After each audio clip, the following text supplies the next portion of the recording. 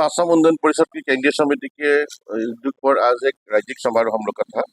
तो आज हम मेन मुख्य कुछ कारण था, वो कारण के ऊपर में हम लोग प्रेस मीट कॉन्फ्रेंस किया था।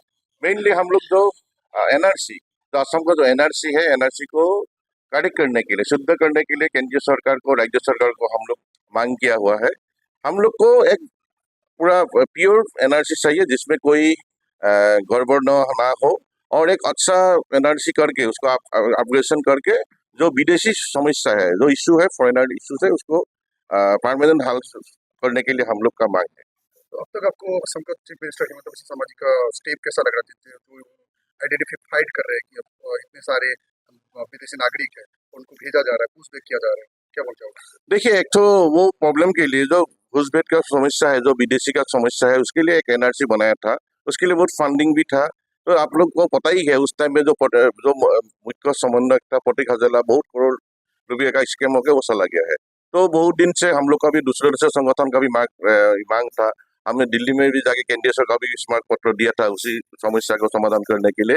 अभी सीएम ने देखा है, मुख्यमंत्री, माननीय मुख्यमंत्री ने देखा है, वो आग्रह प्रकट किया है कि एनआरसी में इसमें कुछ गलत है, उसको सुधार करने के लिए वो भी एक्स्ट्रा फोकस कर रहा है। और हम लोग का भी मांग है असम उन्नयन परिषद का एक प्योर एनआरसी प्रस्तुत करने के लिए।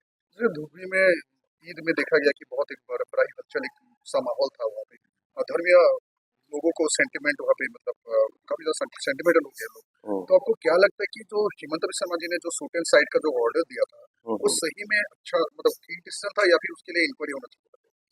देखिए, अभी मुद्दा जो है, अभी जो रिलीजन में चला गया है, वो देखिए, ये तो देखिए, कोई परंपरा आता है, कोई फेस्टिवल आता है, कोई हिंदी का भी आता है, कोई मुस्लिम का भी आता है, सबका आता है। लेकिन इसमें क्या है, थर्ड पार्टी रहता है।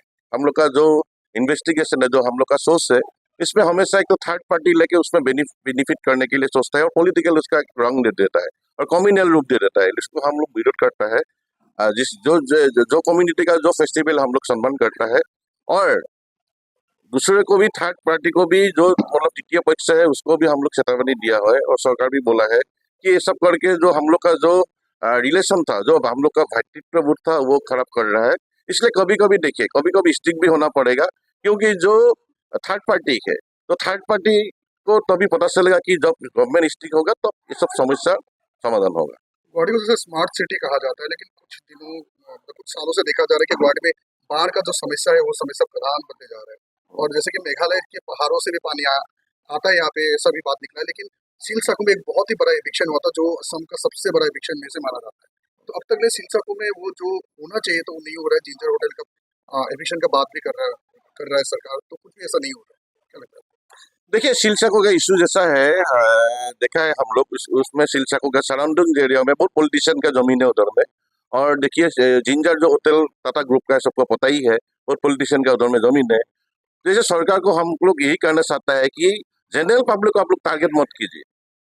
आप लोग को देखा था कुछ साल पहले, जो टिंकू कोलिता बोल के एक तो छोटा लड़का था, उसका एग्जाम का टाइम था, जो वैसे जनरल पब्लिक को इफेक्शन करके सरकार को, मतलब ये ठीक नहीं है। पॉलिटिशियन का हो, किसी का कॉर्पोरेट टीम का भी जो होटल, तो उसको हटाना चाहिए। रूल सबके लिए समान होना चाहिए, और पूरा इसमें जो घुसपैठ है, जो उसमें एवेक्शन पूरा कीजिए, सबका कीजिए। पॉलिटिशियन का घर रहेगा, किसका रहेगा, ये मतलब नहीं।